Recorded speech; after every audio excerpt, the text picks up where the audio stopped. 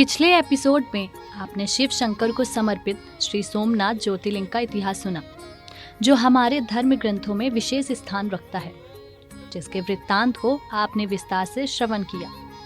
इस मंदिर के स्थापत्य से अवगत करवाया, जिसका प्राचीन साहित्य, संस्कृति और सनातनी सभ्यता के धार्मिक खजाने में सदा से ही विशेष महत्व रहा है। और देश के हर कोने में अनेकों ऐसे प्रेरणादायक मंदिर, शिवालय, बेशकीमती महल, ऐतिहासिक किले देखने को मिलते हैं, जिसकी जानकारी से आप हमेशा ज्ञानवर्धन करते आए हैं। लेकिन आज मैं आपके लिए ऐसे मंदिर की व्याख्या कर रही हूँ जो भगवान शिव को समर्पित है। ऐतिहासिक गिरिराज हिमालय के केदार खंड में केदारनाथ मंदिर को 4 धाम और 5 केदार का हिस्सा माना गया है, जिसे ज्योतिर्लिंग के रूप में माना जाता है। ये मंदिर 12 ज्योतिर्लिंगों में से एक है, जिसकी भूमिका आज भी विश्व में अपना अहम स्थान रखती है। इस मंदिर की गाथा आपने शायद ही पहले कभी श्रवण की होगी। चलिए अब इंतजार खत्म करते हुए आपको ले चलते हैं। उत्तर भारत के पवित्र तीर्थ स्थलों में सुमार समुद्र जल से 3584 मीटर ऊंचे मंदाकिनी नदी के तट पर विराजमान है। इस क्षेत्र का इतिहास गिरिराज हिमालय के केदार खंड में केदारनाथ मंदिर को 4 धाम और 5 केदार का हिस्सा माना गया है।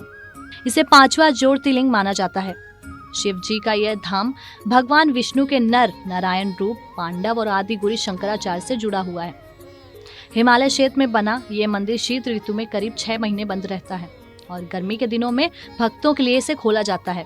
इससे जुड़े कुछ खास तथ्य।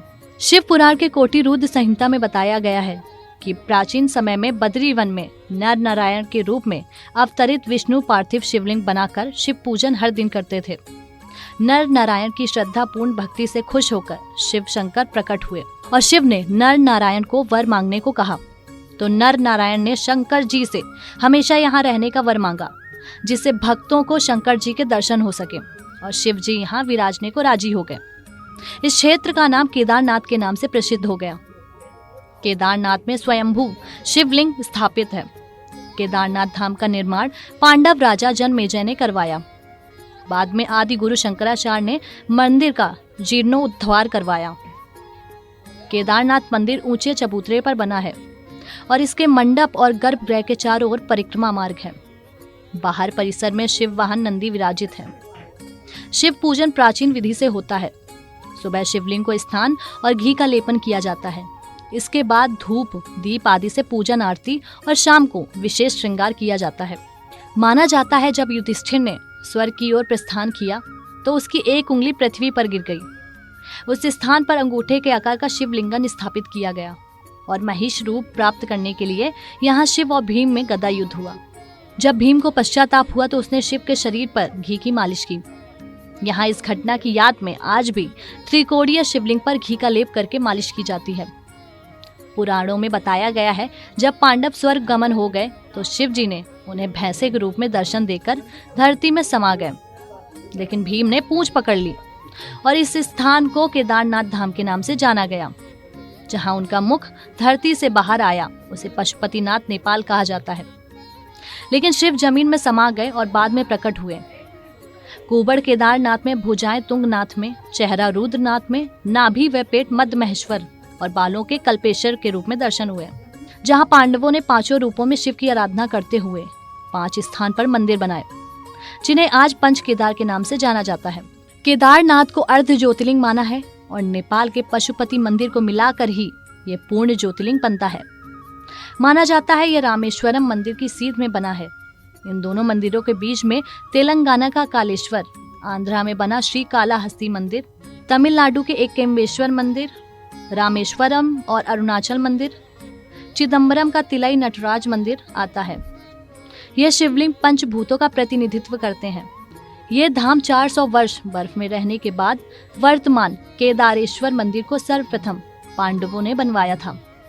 लेकिन वक्त की मार के चलते मंदिर लुप्त हो गया और 8वीं शताब्दी में आदि शंकराचार्य ने इस मंदिर का निर्माण करवाया। यह मंदिर 508 ईसा पूर्व जन्मे और 476 ईसा पूर्व देह त्याग गए आदि शंकराचार्य ने बनवाया। मंदिर के पीछे ही उनकी समाधि बनी। 10वीं सदी में मालवा के राजा भोज ने और फिर 13वीं सदी में मंदिर का जीर्णोद्धार करवाया। दीपावली पर्व के बाद दूज के दिन शीत ऋतु में मंदिर के द्वार बंद हो जाते हैं। वहीं 6 माह में दीपक जलता है और पुरोहित सम्मान सहित पट बंद करते हैं। भगवान के विग्रह और दंडी को 6 माह तक पहाड़ के नीचे ऊखी मुट्ठी में ले जाते हैं। फिर मई माह में केदारनाथ धाम के कपाट खुलते हैं। लेकिन आश्चर्य, 6 माह दीपक जलता है और निरंतर पूजा भी होती है। जब कपाट खुलते हैं तो यहाँ की साफ सफाई एकदम चकाचक मिलती है। पुराणों में कहा गया है कि नर नारायण पर्वत जब भी आपस में मिल जाएंगे तो बद्रीनाथ का मार्ग पूर्णतया बंद हो जाएगा और भक्त बद्रीनाथ के दर्शन नहीं कर पाएंगे। बद्रीनाथ धाम और केदारेश्वर धाम लुप्त हो जाएंगे और वर्षों बाद भविष्य बद्री नाम से नए तीर्थ स्थल का उद्गम होगा। जिस प्रकार 16 जून 2013 की रात प्रकृति ने कहर बरपाया, जल प्रलय से बड़ी और मजबूत इमारतें तहस नहस हो गईं, लेकिन केदारनाथ मंदिर ज्यों का त्यों अडिग रहा। आश्चर्य तब हुआ जब पानी के बहाव में बहकर विशालकाय चट्टान आई और मंदिर के पीछे आकर रुक गई, जिससे बाढ़ का पानी 2 भागों में बंट गया और मंदिर के पास पानी न आने से मंदिर ज्यादा सुरक्षित हो गया। उधर प्रलय में लगभग 10,000 लोग हताहत हो गए। इस धाम में करीब 22,000 फुट ऊंचा केदार तो है ही, दूसरी ओर 21,600 फुट ऊंचा खर्च कुंड और तीसरी ओर देखा जाए तो 22,700 फुट ऊंचा भरत कुंड। पहाड़ अडिग खड़ा होने के बावजूद भी सिर्फ 3 पहाड़ नहीं बल्कि 1-2 ना होकर 5 तरंगिणियों का संगम यहाँ है, जो कि मंदाकिनी, मधुगंगा, क्षीर गंगा, स्वर्ण गौरी और सरस्वती के नाम से इस स्थान की शोभा को कल कल करती पूरे देश में प्रसारित करती है। जिनमें यहाँ अलकनंदा की सहायक सरिता मंदाकिनी आज भी मौजूद है, जिसके किनारे यह केदारेश्वर धाम अडिग खड़ा है, हमें सनातन का संदेश दे रहा है। सर्दियों में भारी बर्फबारी और जबरदस्त वर्षा का पानी तो है ही, यहाँ कब बादल फटने से बाढ़ आ जाए इसका कोई अंदाजा नहीं लगाया जा सकता है।